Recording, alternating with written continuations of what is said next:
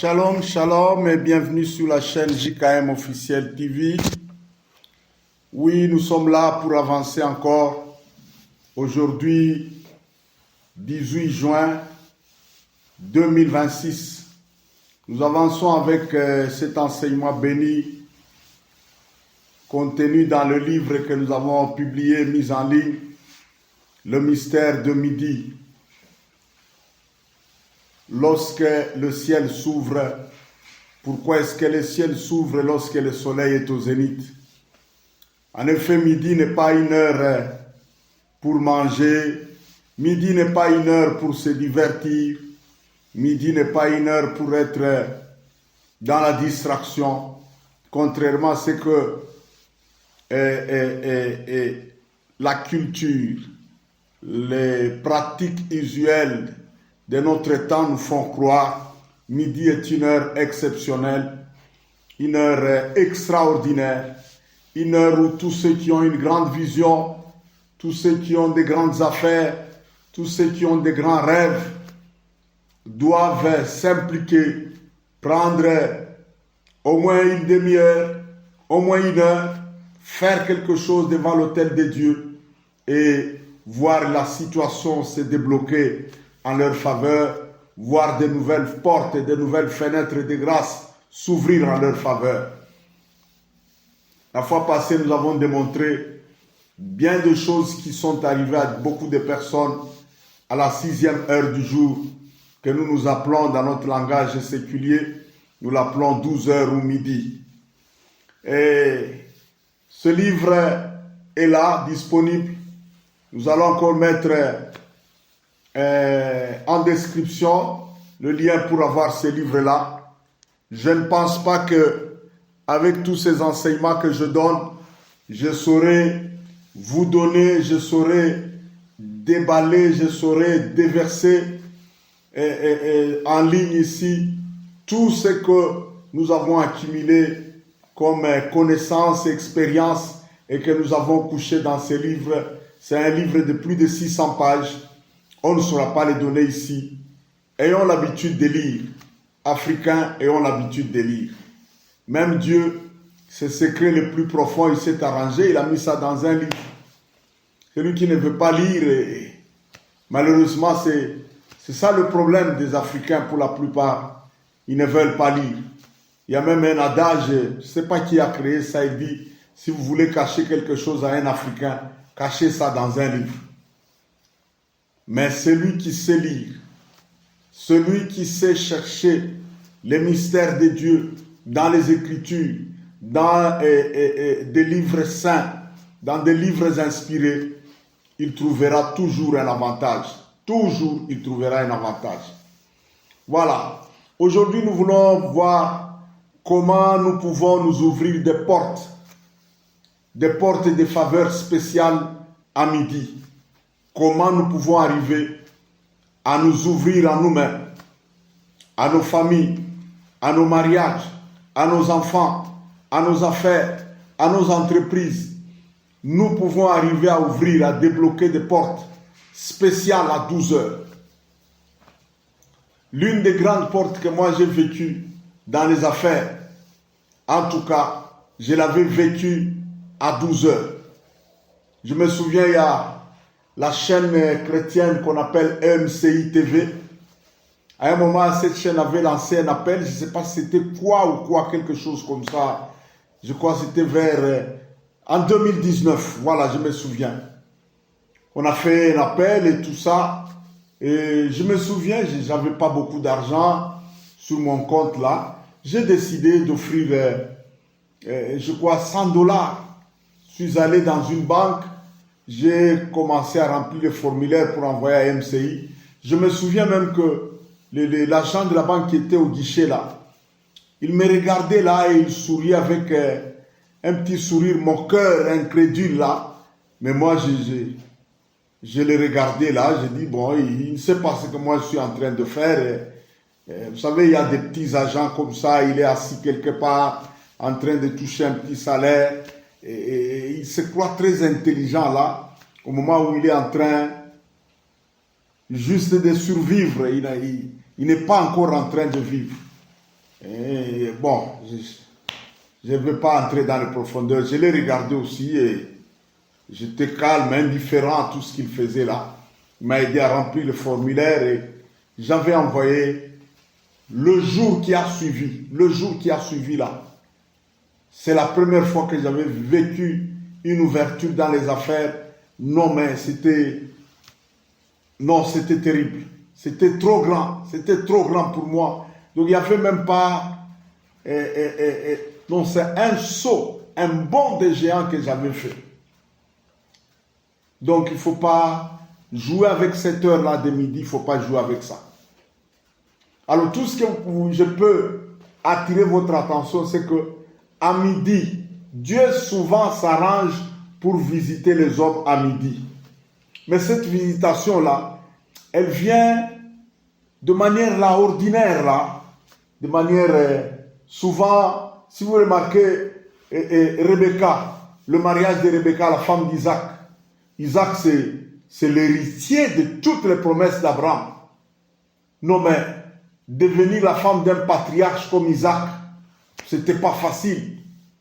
Et Abraham a envoyé son serviteur Eliezer pour aller chercher une femme, épouser une femme pour Isaac à Charan, dans sa famille biologique. Il dit, rentre seulement là-bas dans mon pays là, va chercher une femme. Eliezer connaissait déjà le Dieu d'Abraham. Il est arrivé à midi, il s'est assis au bord du puits. Souvent à cette heure-là, les femmes sortaient pour venir chercher de l'eau. Eliezer a fait une prière là-bas. Vous allez trouver ça dans Genèse 24, 10 à 33. Genèse chapitre 24, versets 10 à 33. Eliezer s'est assis, il a fait une prière. Seigneur, me voici. Mon Seigneur Abraham m'a envoyé pour chercher une femme ici. Mais quelle est la femme? C'est toi, Dieu, qui connais la femme que tu as destinée à Isaac. Moi, je me mets au bord du puits ici. Les filles de la ville vont sortir. Celle à qui je vais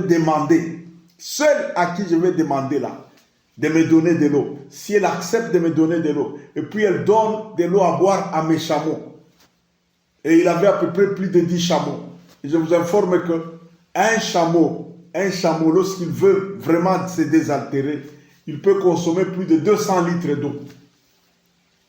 C'était un sacrifice terrible que Eliezer a demandé à Dieu et que c'est la fille qui devait se marier devait faire.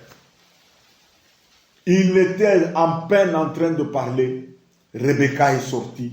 Il lui a demandé, elle a accepté, sans lui dire, fais boire aussi mes chameaux. Elle donne de l'eau à Eliezer. Elle dit, je vais faire boire aussi à tes chameaux jusqu'à ce que tous auront suffisamment bu.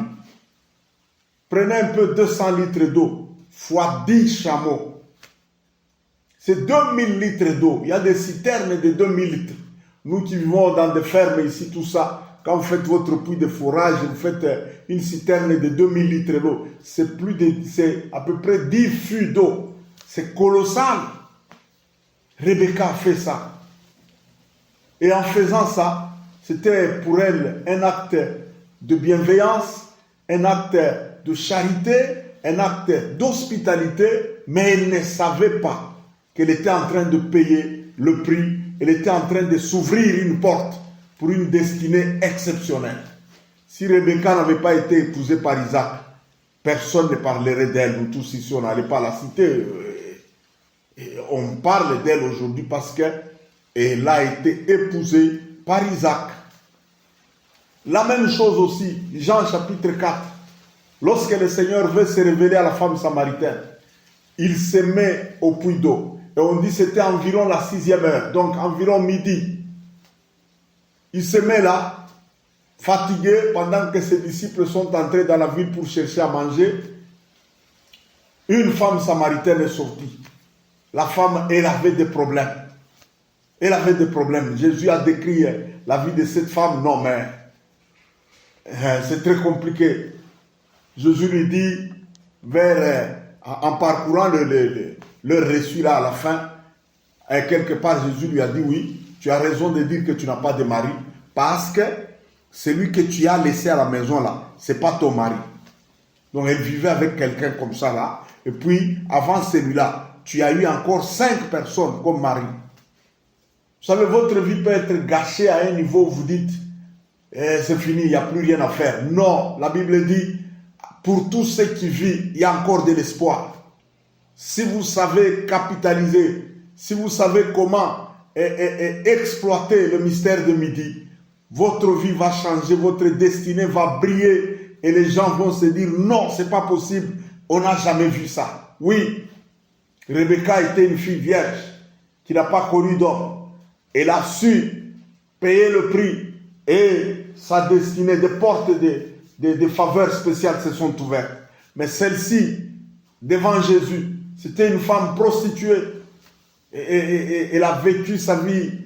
Bon, beaucoup de choses se sont passées dans sa vie. Et sur le plan du mariage et tout ça, elle était une ratée, si nous pouvons dire ça. Oui, je parle à tous ceux qui sont des ratés, et les hommes et les femmes.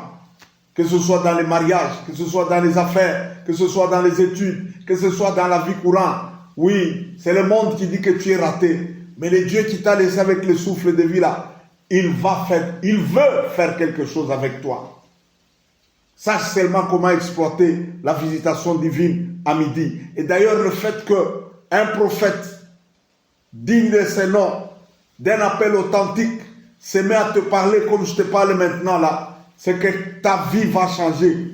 Dieu a décidé, Dieu a signé de changer ta vie là. Dieu a décidé de faire briller ta vie. Oui, je te l'ai dit. Je te l'ai dit. Un prophète ne peut pas parler comme ça par hasard pour rien là. Moi, je n'ai pas l'habitude de me mettre là, je me mets à composer des histoires. C'est la raison pour laquelle je ne suis pas, chaque jour, je ne suis pas en ligne. Il y a des moments où quand le ciel est silencieux, moi aussi je me dis, eh bien, Dieu ne parle pas, moi je vais dire quoi? Parce qu'un prophète, c'est un porte-parole de Dieu. Si Dieu ne me dit rien, eh bien, je me tais. Il y a des moments où je dis à Dieu, ok, tant que tu seras silencieux là, tu ne dis rien. Moi aussi, je ne dirai rien. Parce que je ne peux pas prendre l'audace de venir là pour dire ça. Au moment où Dieu n'a rien dit, c'est une malédiction. La Bible dit, maudit soit celui qui dit l'Éternel a dit. Au moment où moi, l'Éternel, je n'ai rien dit.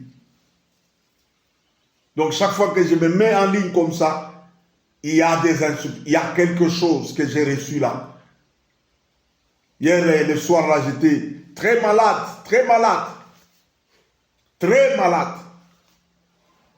Le Seigneur m'a aidé, et la situation s'est améliorée, j'ai bien dormi. Et dès le matin, là, au moment où je vais me reposer un peu tout ça, le Saint-Esprit me dit, monsieur, allez, va dire ça à mon peuple. J'ai dit, chef, à vos ordres, chef. C'est fini, je suis là et je parle. Donc le fait qu'un homme de Dieu, un prophète de carrure, d'un appel authentique, se met déjà à te parler comme je te parle là. Et ta situation va changer.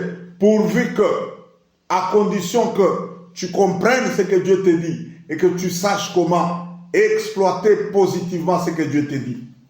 Que tu saches comment tu peux poser aussi des actions pour t'ouvrir à toi-même là des portes de faveur spéciales. La femme samaritaine est venue, portant aussi sa cruche comme Rebecca. Quand Jésus la voit, tout ce que Jésus fait, c'est quoi? Femme, donne-moi de l'eau à boire. Beaucoup de gens ont toujours interprété que la femme avait refusé. Non. Si elle avait dit non, je ne te donne pas, ça serait autre chose. La femme s'est étonnée. Elle est samaritaine, Jésus était juif. Même leur mode d'habillement était différent. Le style vestimentaire et tout ça, c'était différent. Donc on pouvait de loin reconnaître que celui-ci c'est un juif et on pouvait aussi reconnaître que celui-ci c'est un samaritain. Elle a exprimé son étonnement. Elle dit, comment toi qui es juif, tu me demandes de l'eau à boire à moi, une femme samaritaine? Ça n'arrive jamais ça. C'est la première fois que je vois ça. Et la Bible explique et dit, en effet, les Juifs n'ont jamais de relation avec les Samaritains.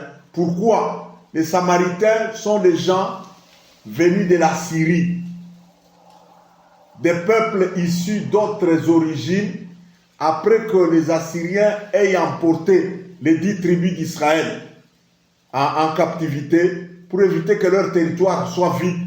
le roi d'Assyrie avait pris d'autres peuplades là. Il est venu les flanquer là-bas. Maintenant, ces gens-là, ils adoraient et les dieux d'Israël, et puis ils mélangeaient aussi avec leurs anciennes divinités. Donc, ce mélange-là, cette confusion-là, les Juifs ne voulaient pas avoir des relations avec eux, et ils disaient que les Samaritains étaient possédés, ils avaient les démons.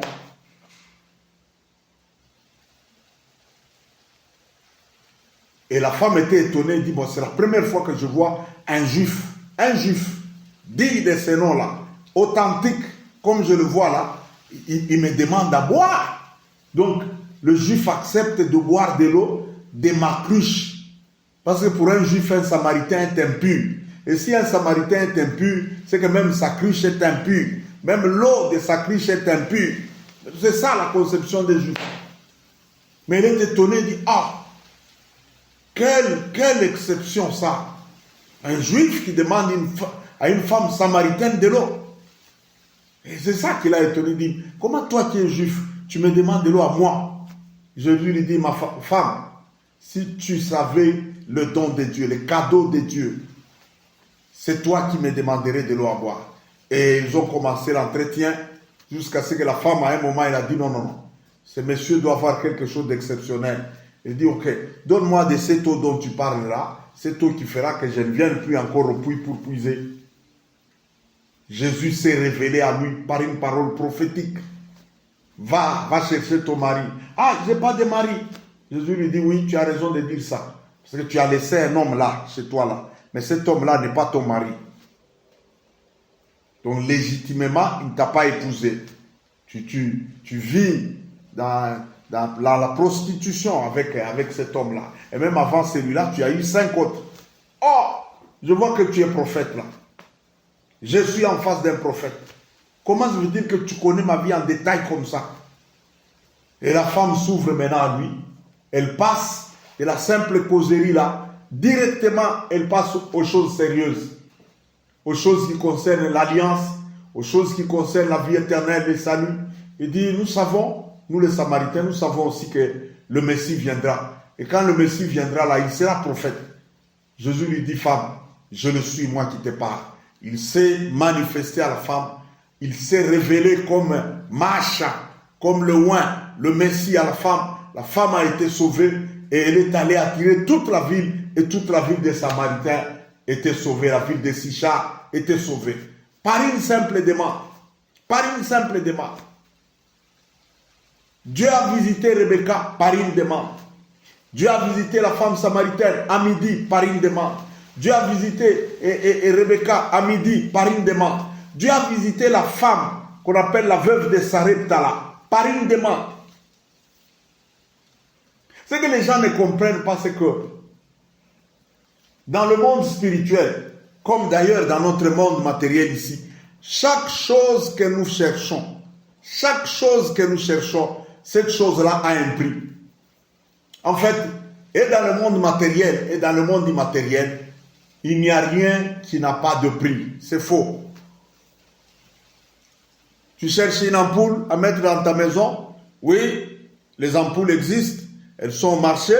Chaque ampoule a son prix. Tu cherches un mari? Oui, les maris sont là. Même quand vous dites là, oh, les hommes sont devenus, je ne sais pas quoi. Qu'est-ce qu'ils disent là? Oh, les mariages sont devenus rares. Les hommes sont devenus rares, difficiles à trouver. Non, non, non, non. Non, les hommes sont là. De même que vous, les femmes, vous êtes là. Les hommes aussi sont là. Oh, l'argent est devenu difficile. Non, non, non, non, non. Je viens de lire dernièrement, on a présenté Elon Musk. Il est devenu le premier trillionnaire au monde. Donc, il a dépassé les milliardaires. Donc, pendant que tu te dis là que l'argent est devenu difficile, dans ta même ville là où tu es là, Abidjan, ou je ne sais pas où tu me suis là, il y a quelqu'un qui devient milliardaire le même jour là. L'argent n'est pas rare. L'argent n'a jamais été rare. La banque, elle imprime les billets, tout ça. La banque, là, c'est plein de billets de banque. L'argent n'est pas rare. Le mariage n'est pas rare. Et tout ce que tu veux là n'est pas rare. Les affaires n'est pas rare. Le problème, c'est quoi? As-tu le pouvoir? As-tu la capacité? As-tu les moyens d'acquérir ce que tu cherches là? Le chrétien, avec cette notion mal interprétées là, de choses gratuites. Oh, le salut est gratuit. C'est quoi encore là? L'entrée au ciel, c'est gratuit. Le baptême du Saint-Esprit, c'est gratuit. Et finalement, ils en arrivent à une conclusion. Tout est gratuit. C'est ça le temps de la grâce. Non, c'est faux. Toutes les choses qui sont devenues gratuites là, pour nous là, ce sont les choses les plus chères. Elles sont tellement chères. Et Dieu, sachant qu'aucun homme ne peut pas le payer, Dieu lui-même a payé le prix. Et c'est pourquoi c'est devenu gratuit. C'est comme un enfant là qui trouve des véhicules chez lui et tout ça. Il peut faire des caprices un matin. Il dit, moi je ne vais pas aller à l'école dans cette voiture-là. J'aime plus celle-ci, je vais monter celle-là. Pour l'enfant, c'est gratuit. Mais pour le père sait qu'il a payé un prix. Il a souffert. Il a payé un prix pour avoir ça.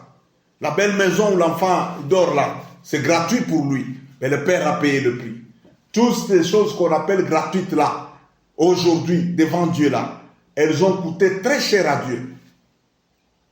Le salut dont nous parlons là, ça a coûté très cher à Dieu.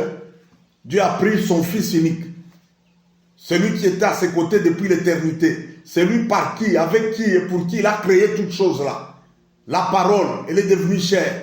Il a humilié son fils. Il dit, mon fils, tes frères sont là, ils sont perdus dans le péché. Descends, deviens un homme. Va vivre comme un simple humain. Et à la fin de toutes choses là, meurs à la croix à leur place là. Prends leur péché et leur malédiction. Je vais te faire devenir péché et malédiction. On va te crucifier sur le bois maudit là. Je vais même te priver de ma présence. Je vais me détourner de toi. Je vais couper la communion avec toi à la croix. Tu seras rejeté à leur place. Et par ton sacrifice là, je vais les sauver. Oui, nous appelons ça gratuit. Oui, c'est gratuit. Mais écoutez ce que ça a coûté à Dieu là. Donc il n'y a rien de gratuit. En fait, il n'y a rien de gratuit. À part le salut là et tout ça. Bien de choses que nous cherchons devant Dieu là. Il y a spirituellement un prix à payer pour avoir ça. Donc quand tu cherches une chose là, pose-toi la question. Devant Dieu là, cette chose là, elle coûte combien? Et il me faudra payer combien pour avoir ça? Et les gens qui ont compris ça, ils émergent comme ça et pendant que les autres restent en train de les regarder comme des spectateurs. Et parmi ceux qui les regardent là, il y en a qui acclament, qui apprécient. Ah, il a émergé, il a réussi. D'autres se mettent à le critiquer. Oh, c'est un féticheur. Vous pensez que quelqu'un, dans la conjoncture actuelle, là, quelqu'un peut prospérer comme ça? Oui, moi je préfère que quelqu'un se mette à me critiquer, à dire que je suis dans l'occultisme, la magie et tout ça, parce que je prospère, j'ai réussi, j'atteins mes objectifs, au lieu que je jouisse un peu de la pitié de tout le monde là, et que je vive de la charité publique, parce que je suis dans la galère, je souffre, je n'ai rien, et tout le monde est là, apitoyé, là, en train de regarder. Oh, regardez, quel misérable est là. Ah, voilà, ce sont les gens comme ça qui iront au ciel là. Oui, ce sont les colonisateurs qui nous ont fait croire ça. Heureux les pauvres, quand le royaume des cieux est taillé, c'est faux ça, c'est faux.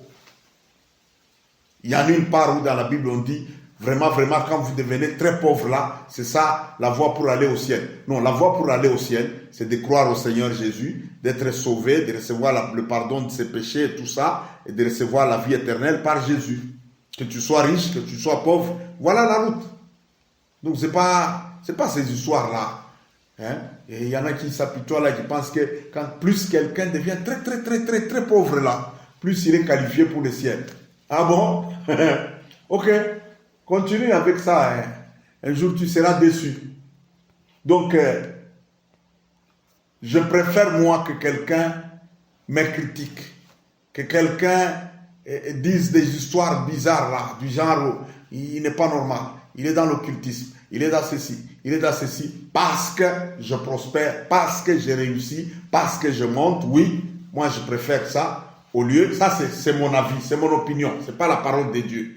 Au lieu que je sois là, échouant partout, échouant en tout, et que je jouisse un peu de la pitié de tout le monde là, parce que je suis tellement malheureux. Non, non, non, ça, moi, je refuse ça. Chacun a le droit de choisir ce qu'il veut là.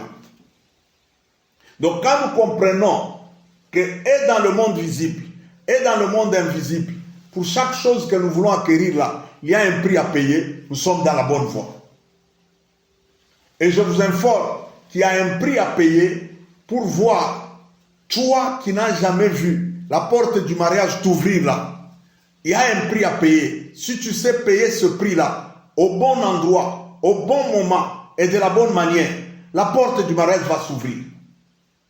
Oui, je sens qu'il y a des femmes qui sont dans des conditions comme ça et qui sont en train d'étendre déjà. D'autres ont déjà dépassé la quarantaine, d'autres tendent vers la quarantaine et commencent à être inquiètes. Oh mon Dieu, les années sont en train de s'écouler là. Qu'est-ce que je vais devenir là? Il n'y a pas de mari. Non, ma soeur, ton mari est là. Tu es femme, non? Parce que tu es femme, eh bien, il y a un homme pour toi. La femme, pourquoi est-ce que Dieu a créé la femme? La femme a été créée pour l'homme. Donc, si tu es femme, c'est qu'il y a un homme pour lequel tu as été créé. Rien à faire, ça. Ça ne demande pas de microscope ou ça ne demande pas d'aller à l'université pour comprendre ça.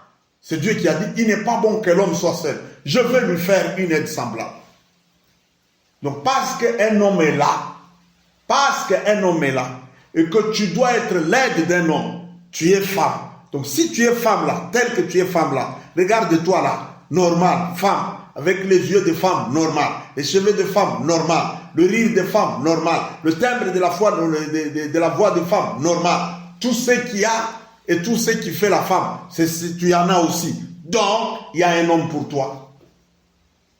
Enlève ces idées, la fausse là, il n'y a plus d'hommes. Non, il y a quelqu'un. Il y a peut-être le diable qui fait une malédiction ou quelque chose comme ça, un combat ou je ne sais pas moi, des hôtels ou ceci, qui est en train de perturber ça. Mais cela ne fait pas que ton homme ne soit pas là. Il est là. Et d'ailleurs, si tu n'étais pas destiné au mariage, toi-même là, tu ne sentirais pas ces besoins. Si tu sens le besoin de te marier, c'est que tu es destiné à te marier. Point bas. Point bas. Ton homme est là. Ton homme est là. Frère, ta femme aussi est là. Si tu sens le besoin d'avoir de l'argent, d'avoir tes propres affaires, c'est que tu es destiné à ça. Tes affaires sont là. Maintenant, le problème ici, je te montre comment, à midi, qu'est-ce que tu peux faire pour t'ouvrir à toi-même de porte. Ce n'est même pas l'affaire chercher un prophète ou chercher ceci. Non, écoute la parole, mets-la en pratique, point barre. Mets-la en pratique. Moi, j'aime enseigner les gens des histoires telles que, même après que je ne sois pas là, même quand je ne serai pas avec eux, ils vont comprendre les principes, ils le mettront en pratique et ça va fonctionner. Et même ils seront capables d'enseigner aussi à d'autres.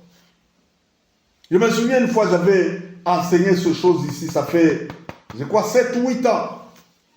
J'ai commencé à prêcher sur ces mystères ici, tout ça. Il y avait un jeune homme qui priait avec moi dans notre église là.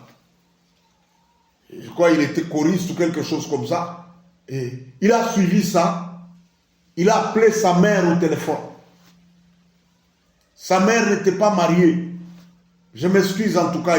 Ils étaient à peu près 7 ou 8 comme ça chez leur maman. Chacun avec son père. Et leur maman les a élevés seuls. Et même dans la famille de sa mère là, presque toutes n'étaient pas mariées. Le garçon a donné. Il a transmis cet enseignement de manière presque littérale là, à sa mère. Il a enseigné sa mère. J'ai commencé à voir seulement chaque semaine, vers les environs de 12 heures là, je vois quelque chose et les unités d'appel tombaient dans mon téléphone. Pam! 12 heures, entre 12 heures et 14 heures, pam! Ça fait des mois, j'ai commencé à être inquiet. J'ai dit, il y a quelqu'un qui se trompe, qui est en train de... Et je m'inquiétais, j'ai dit, mais Seigneur, c'est qui fait ça? Qui est en train de faire ça? Mais la personne faisait ça à partir d'une cabine téléphonique là. Il n'y avait pas moyen d'appeler, de dire, tu es qui et tout ça.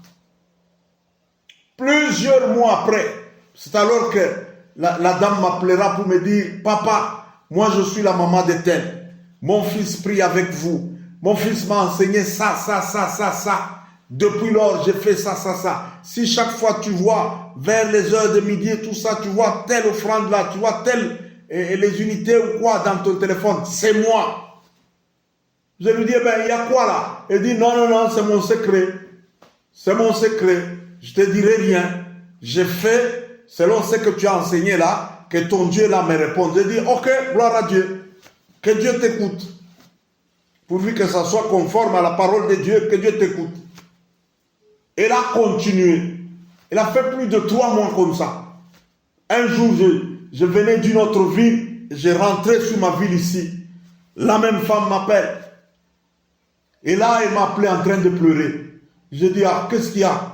Il y a deuil ou quoi? Elle me dit, papa, ton Dieu vient de faire quelque chose. Oh. Cette femme, elle avait déjà plus de 50 ans. Elle dit, ton Dieu vient de faire quelque chose. Un homme de Dieu, veuf de son état, qui avait déjà perdu sa femme il y a longtemps, un pasteur authentique, il vient de me doter là, aujourd'hui même là, et nous sommes en train de nous préparer pour faire un mariage légal, et puis un mariage religieux normal, avec robe blanche là et tout ça, et toute la ville ici, qui connaît que chez nous, dans ma famille ici, les femmes ne se marient pas, toute la ville est secouée, elle est secouée par ce que ton Dieu a fait, et là elle pleurait, et depuis lors là, elle est mariée légalement là. Donc elle a fait ce qu'il fallait faire, et elle a vécu. Dieu est comme ça, Dieu ne fait pas exception des personnes. Dieu n'est pas un capricieux pour que, autour de Rebecca, il fait. Autour de la femme samaritaine, il fait. Mais à ton tour, il refuse. Non, c'est pas lui là. Ce sont les hommes qui sont comme ça. Les hommes sont infidèles. Jésus-Christ est le même hier, aujourd'hui, éternellement. C'est ça Dieu. Dans l'Ancien Testament, quelque part, il dit, écoutez, je suis l'Éternel. Je suis le même. Je ne change jamais. C'est ça Dieu. Dieu, c'est la constance. Dieu ne change pas. Et si Dieu fait, celui-ci fait avec Dieu, il fait ça. L'autre fait, il fait ça. C'est que toi aussi, quand tu feras, il fera la même chose. Voilà Dieu. Voilà le Dieu de la Bible. Voilà le Dieu que moi j'aime là. Le Dieu que moi j'adore là. C'est celui-là. Le Dieu que je t'enseigne, c'est celui-là. Je connais un homme là, un frère. Il priait et tout ça. À un moment, il voulait gagner l'électorat de la ville. Dans la législature, là, il voulait être un député ou quelque chose comme ça, là. Ah! Le monsieur a commencé à faire, à chaque jour de la semaine, là, vers midi, il sort. Il sort dans la ville, là. Il va ramasser tous les enfants abandonnés, là, les enfants de la rue, les enfants qui dorment dehors, là. Il les ramasse en grand nombre, là. Il les amène quelque part dans un salon de coiffure. On les coiffe très bien, ils deviennent très propres là. Il les amène dans un restaurant. Chacun commande la nourriture et il fait manger ses enfants là. Ici, chez nous, nous appelons les chégués, les enfants de la rue là. Nous les appelons chégués ici chez nous. C'est un nom un peu inventé comme ça. Je ne sais pas qui a inventé ça. Et ces enfants savaient. Chaque jour, je ne sais pas, vendredi ou jeudi, ils attendaient, ils disaient, le monsieur là va venir nous chercher. C'était comme ça, c'était comme ça. Il a fait plus de 3 ans en train de faire ça, chaque semaine. Et quand les élections législatives sont venues, paf, il est sorti le maillot jaune, premier sur les 3 ou 4 candidats là qui ont été élus sur la ville là. Il est sorti premier. Je connais aussi un homme d'affaires là, qui chaque vendredi là, vous voyez une colonne de veuves là, de vieilles femmes là, les femmes abandonnées là, celles qui mendient au bord de la route là. Toute une colonne devant son magasin là. Chaque vendredi à midi là, il donne à chacune d'elles de l'argent. À chacune d'elles. Et ces femmes savaient, chaque vendredi là, elles viennent s'aligner là-bas. Souvent, nous avons des histoires que nous nous disions là. Oh, ces femmes-là, et la plupart sont des sorcières, et avec notre truc là d'état d'âme. Je ne sais pas si c'est comme ça ici au pays. Et la personne à qui tu donnes l'argent là, est-ce que tu connais son état d'âme? Non, la Bible dit, celui qui donne aux pauvres, il prête à Dieu. Donc tu peux faire une transaction avec Dieu à partir des pauvres, à partir des orphelins, à partir des enfants abandonnés, à partir des veuves là. Tu peux faire une transaction avec Dieu. Donc ces croyances-là, laissez ça. Celui qui donne aux pauvres, il prête à Dieu. Ces gens qui dorment dehors là, les enfants de la rue, les veuves abandonnées, je vais vous dire un mystère. La plupart de ces gens qui dorment dehors là, souvent sur le plan surnaturel, soit pour le compte du diable, soit pour le compte de Dieu, ce sont des sentinelles, des gardiens de la ville. Si vous voulez garder, posséder les portes d'une ville, négociez avec les sentinelles. Négociez avec les sentinelles. Même la plupart d'hommes de Dieu là, souvent quelqu'un peut nous voir en plein jour là, il se dit ah. Mais je vous informe qu'il y en a parmi nous qui ne dorment pas toutes les 12 heures de la nuit là. Il y a même des moments où vous pouvez me voir en plein jour comme ça, vous dites ah homme de Dieu ça va, je dis ça va très bien, oui ça va très bien. Mais peut-être que Dieu m'a fait passer toute la nuit là, en train de veiller devant son autel. Donc quand vous savez négocier avec les veilleurs, les sentinelles, eux connaissent les secrets de leur patron, Dieu là, et ils savent comment faire une transaction avec votre alliance là et vous ouvrir des portes que d'autres n'auront jamais accès. Oui. Oui. Donc, moi-même ici dans les affaires, combien de fois je me suis déjà buté à des portes extrêmement fermées. Je vous dis dans les histoires des entreprises ici, les grandes entreprises ici, il y a à boire et à manger. Il y a des gens qui sont dans le satanisme comme vous n'avez pas l'idée. Il y a des gens qui ont déjà conquis des marchés à partir des alliances et des pactes bizarres. Même dans les milieux de la politique là. Maintenant, ce qui me fait mal, vous les chrétiens là, nous les chrétiens, il y a des moments où nous cherchons à voir ce que les autres ont eu en payant un prix très compliqué, en faisant des pactes très compliqués, mais nous cherchons à l'avoir au nom de tout est gratuit. Ah non, ça ne marche pas.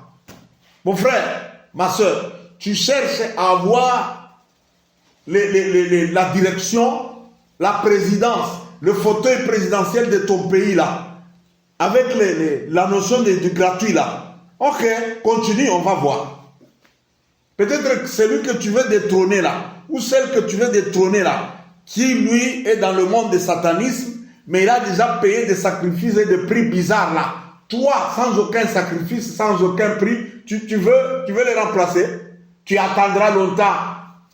Tu attendras longtemps. Je connais un ancien président zambien. Oui, celui qui est avant celui qui est là. Quelque chose comme ça. J'ai un ami prophète qui est en Zambie là. Un jour il m'a dit, ce monsieur-là est venu me voir ici. Il a dit, je veux faire alliance avec toi pour que aux élections prochaines, je passe président. Le prophète l'a regardé, il dit, ah bon? Il dit, oui, je vais faire une alliance avec ton Dieu. Demande à ton Dieu là de me faire passer président. Je vais revenir, dès que je suis élu, je vais revenir, je vais acheter tous ces quartiers qui t'entourent ici. Tous ces quartiers ici. Je l'achète pour le compte de ton ministère et je veux construire un temple pour Dieu. Un temple tel qu'il n'y en a pas ici en Zambie. Je promets ça solennellement devant Dieu. Quand il me parlait là, je dis, ah, mais les politiciens sont... il y a eu les élections une fois là, paf, le monsieur est passé, j'ai dit, et quelques temps après, j'ai commencé à regarder sur YouTube là. J'ai vu l'église de mon ami là, archi métamorphosée. Il a fait une alliance, il a fait un pacte, il a fait un contrat avec Dieu et il s'est ouvert lui-même des portes. Rebecca a fait un pacte, il a fait un contrat avec Dieu par Eliezer Elle s'est ouverte une porte. La femme samaritaine a fait une alliance. Elle a fait un contrat avec Dieu par l'entremise du Seigneur Jésus-Christ. Elle s'est ouverte une porte.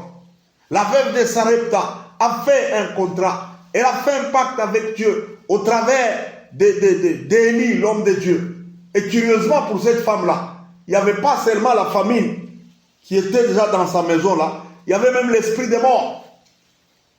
Quand elle est sortie d'abord à midi là, elle dit à Élie, je sors, je suis venu ramasser 2 morceaux de bois pour allumer du feu et faire le dernier gâteau à mon fils. Vous avez 2 morceaux de bois là, c'est ce que ça signifie. C'est la croix. Quand quelqu'un est déjà attrapé par l'esprit des morts là, il y a des signes même sur son corps là. Tu peux regarder, quelqu'un qui a l'esprit des morts, tu peux regarder même sur ses paupières là. Tu vois si tu es vraiment éclairé par l'esprit de Dieu. Tu peux regarder sur ses paupières là, tu vois, celui-ci, la mort l'a déjà attrapé. C'est une question de temps, il va partir. Soit même dans le langage, il y a des gens, chaque jour, lui ne fait que promettre que, même quand je vais mourir, même quand je vais vous laisser. Bon, toi tu parles là de laisser. Tu ne fais que dire des choses comme ça à tes enfants là. Tu n'as rien à leur laisser. Mais pourquoi tu acceptes de mourir comme ça? Parce que mourir c'est un choix.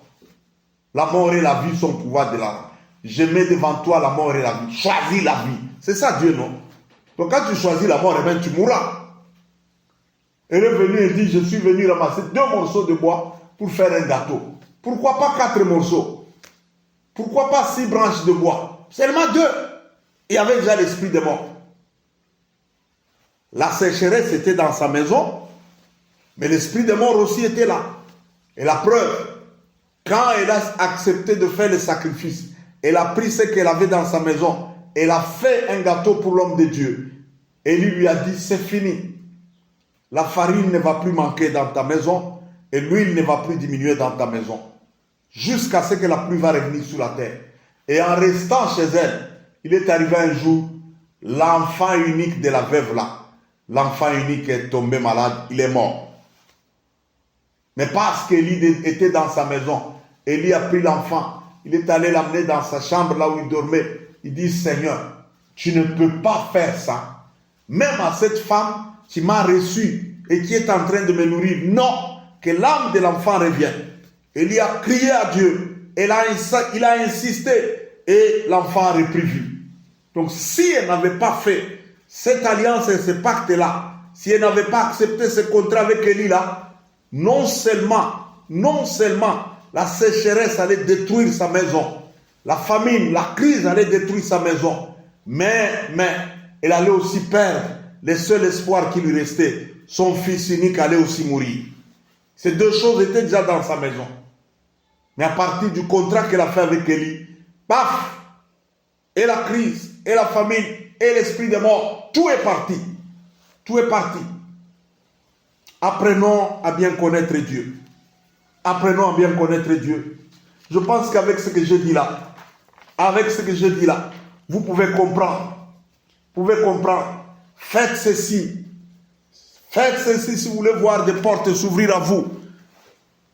Sur le plan mariage, sur le plan affaires, je ne sais pas moi, même sur le plan du ministère, tout ce que vous voulez là. À midi, dès qu'il est 12 heures, faites d'abord une offrande à Dieu. Ne priez pas au moment où il n'y a rien qui brûle sur l'autel. Ne priez pas. Je vous parle par expérience. Je ne vous parle pas par tactique. Pour, je ne sais pas moi, je ne sais pas. Non, s'il vous plaît. Je vous aime tellement. Surtout, il y a plein de gens avec qui je peux qui sont en Côte d'Ivoire là. Je vous aime tellement et que il y a des choses que je suis en train de mûrir. Non, mais non, je peux pas faire ça. Je vous dis ce qui a marché pour moi, ce qui a marché pour d'autres personnes et qui marchera pour vous. Midi, mettez votre offrande à l'autel de Dieu. Après que l'offrande soit placée sur l'autel là, prenez maintenant votre fichier de prière de midi là. Allez, priez. Persévérez. Faut pas dire non. J'ai fait ça, ça fait une semaine, il n'y a rien. Ça fait 2 semaines, il n'y a rien. Non, persévère. Dieu connaît quand est-ce qu'il va agir. Dieu c'est le roi, il est souverain. Tu ne peux pas Ah, on n'oblige pas un roi. Oh Seigneur, si tu ne me réponds pas demain, je vais laisser. Bon, si tu laisses là, ça lui fait quoi? Si tu laisses, il reste Dieu. Avant que toi tu sois là, il était Dieu. Après que toi tu ne sois pas là, il restera Dieu. Ne lui fais pas de menaces. Ne lui fais pas de menaces. Ça, c'est être païen. Ce n'est pas connaître Dieu. Dieu, c'est le roi. Fais et puis attends. Persévère et puis attends. Fais et puis persévère et puis attends. C'est tout. Quand, ça, moi, je ne sais pas. Même pas moi, je ne peux pas te le dire. Je ne peux pas te le dire. Tout ce que je sais, c'est que persévère et le moment venu, quand lui-même trouvera que c'est le moment convenable là, le miracle va sonner. Le miracle va frapper à ta porte et tu vas rire. Tout le monde va commencer à parler de toi. Donc à midi, fais ton offrande. Et puis maintenant, fais ta prière de midi. Continue, ne te relâche pas. Et puis, quand tu commences à faire des offrandes comme ça, ne dis pas à personne, oh, j'ai déjà commencé à faire ça. Ah, celui que tu parles là, tu ne le connais pas. Et même s'il n'est pas sorcier là, même s'il n'est pas agent du diable là, quand tu commences seulement à parler dans l'air ici, il y a des esprits qui prennent les informations là. Chef, tu sais ce que la personne a fait à midi là? Il a déjà commencé un contrat avec Dieu pour telle chose. Bloquez son offrande là. Tu commences à te retrouver quand c'est l'heure de l'offrande là. Les finances ne marchent plus. Tu aimes trop parler. Tu aimes trop parler. Satan va attaquer. Et même si tu ne parles pas, quand il voit qu'à midi là, tu poses quelque chose sur l'offrande, sur l'autel de Dieu, et puis tu pries, tu poses, tu pries, il dit, ah, cet homme, il doit avoir déjà contracté une alliance avec Dieu là. L'ennemi cherchera à attaquer. Dans Daniel chapitre 9, verset 27, on dit quoi? L'antichrist, c'est là quand il viendra. On dit, il fera une alliance, une solide alliance avec le peuple de Dieu pour une semaine. Mais au milieu de la semaine, avant que la semaine ne soit consommée, il fera cesser les offrandes et les sacrifices. Il va arrêter ça. Donc Satan n'aime pas qu'on offre, qu'on sacrifie à Dieu. Il n'aime pas ça. Il sait que c'est très puissant. Même à vous qui, à un moment, vous commencez à sentir comme si, chaque fois qu'il faut offrir là, oh, il n'y a plus d'argent. Oh, il n'y a plus ceci. C'est lui. C'est lui. Je t'informe, c'est lui. Ne laissez pas ça. Sachez que Dieu est le garant de nos offrandes. Dans 2 Corinthiens 9, verset 10, on dit quoi? Il est le Dieu qui donne la semence à celui qui sème et qui donne du pain pour sa nourriture. Donc Dieu ne peut pas laisser à nous, ses adorateurs, manquer la semence à semer sur son autel. Non! Fais cette expérience ici. Chaque début de la semaine, quand tu sais que je dois faire mon offrande de midi là, prends une enveloppe vide. Mets ça quelque part, un endroit sacré bien là, devant ton autel là, ou dans ta Bible. Seigneur, voici l'enveloppe dans laquelle j'attends ta semence. J'attends autant d'argent. Donne-moi la semence pour que je puisse s'aimer, que je puisse offrir sur ton autel. Dieu est fidèle, il le fera. Dieu est fidèle, il le fera. Et la première somme d'argent qui tombe là, fais ce que tu as promis à Dieu. Tu verras comment il va te faire prospérer. Donc ne dis rien à personne et sache que l'ennemi va chercher à attaquer, à interrompre tes offrandes et tes sacrifices. Persévère, compte sur Dieu, accroche-toi à Dieu, présente-lui ton enveloppe, dis à Dieu, fournis-moi la semence, fournis-moi l'offrande pour que je mette ça sur ton autel et sois précis avec Dieu. Seigneur, je ne veux pas offrir moins de terre. Je ne veux pas faire ce sacrifice-là avec moins de tel montant. Et Dieu est fidèle. Dieu est fidèle, il le fera. Et sachez que dès que vous commencez à faire ça, dès que vous persévérez dans cette offrande-là, dans cette pratique-là à midi, persévérez avec foi et pendant que vous le faites, commencez déjà à confesser. Ce que je commence à faire ici, la porte du mariage m'est ouverte maintenant. Et dans très peu de temps, je vais entrer dans mon mariage. Commencez à confesser ça. Vous activez maintenant les anges de Dieu à votre service. Il ne faut pas avoir encore le langage de doute. Politiciens, vous qui voulez avoir maintenant des grands postes de fauteuil présidentiel ou quoi. Scellez une alliance. Commencez à faire l'offrande de l'autel de midi. Allumez cet autel. Persévérez. Faites maintenant une alliance avec Dieu. Seigneur, donne-moi cette position-là. Je vais changer ce pays pour ta gloire. Je vais combattre l'injustice. Je vais faire ceci. Tu présentes à Dieu ton cahier des charges. Mais fais attention, lorsque tu seras sur ce fauteuil-là, accomplis ce que tu auras dit à Dieu. Et ne sois pas de ces gens-là, parce que tu es maintenant au fauteuil présidentiel. Tu commences à arracher toutes les faveurs pour toi. Tu commences à t'enrichir pour ton propre compte. Tu vas tomber, je te dis, comme homme de Dieu là. D'ailleurs, tu ne vas pas passer. Si tu es un voleur, si tu es là, tu cherches ces histoires-là, tu trompes pour chercher maintenant à exploiter le peuple, à faire souffrir le peuple, tu ne passeras pas. Je l'ai dit, voilà, je suis un homme de Dieu. Cette porte te sera fermée. Répands-toi, change. Et fais un cahier de charges solennel. Cherche un homme de Dieu bien, qui sera témoin de ton alliance là. Dis-lui, homme de Dieu, voici mon cahier de charges. Si l'Éternel fait ça, je ferai ça.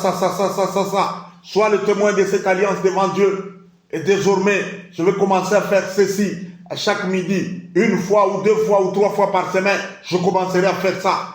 Persévère et tu vas voir. Le ciel va s'ouvrir à ton compte. Voilà le secret de midi. Ce secret que nous-mêmes nous avons expérimenté. Ce secret que plusieurs ont expérimenté dans les Écritures. Ça ne trompe pas. Ça ne rate jamais. Cette parole, elle est certaine. Elle est digne d'être crue, digne d'être acceptée. Parce que ce ne sont pas des histoires inventées de toutes pièces que nous vous disons là. Ça, c'est la prophétie de l'Écriture. Jésus a dit, le ciel et la terre passeront, mais ma parole ne passera pas. Soyons tous bénis. Que Dieu nous bénisse. Et à très bientôt sur la chaîne JKM Officiel TV. À chaque prédication, je vais vous laisser le lien pour acheter le livre, Le Mystère de Midi. Je vous laisse aussi les liens pour que vous puissiez commencer à faire des offrandes et à faire des contrats avec Dieu chaque midi. Et même quand je ne le fais pas, parce qu'il y a des moments où je puis être, je ne sais pas moi, occupé, parce que j'ai aussi d'autres affaires que je fais, je peux arriver à oublier. Demande toi-même. Homme de Dieu, tu m'écris par rapport au numéro WhatsApp là, qui est sous la miniature là. Homme de Dieu, je veux un lien pour que je fasse mon offrande de midi, parce que j'ai 2 choses. J'ai un contrat que j'ai déjà fait avec Dieu. Soyons tous bénis et à très bientôt sur la chaîne JKM Officiel TV.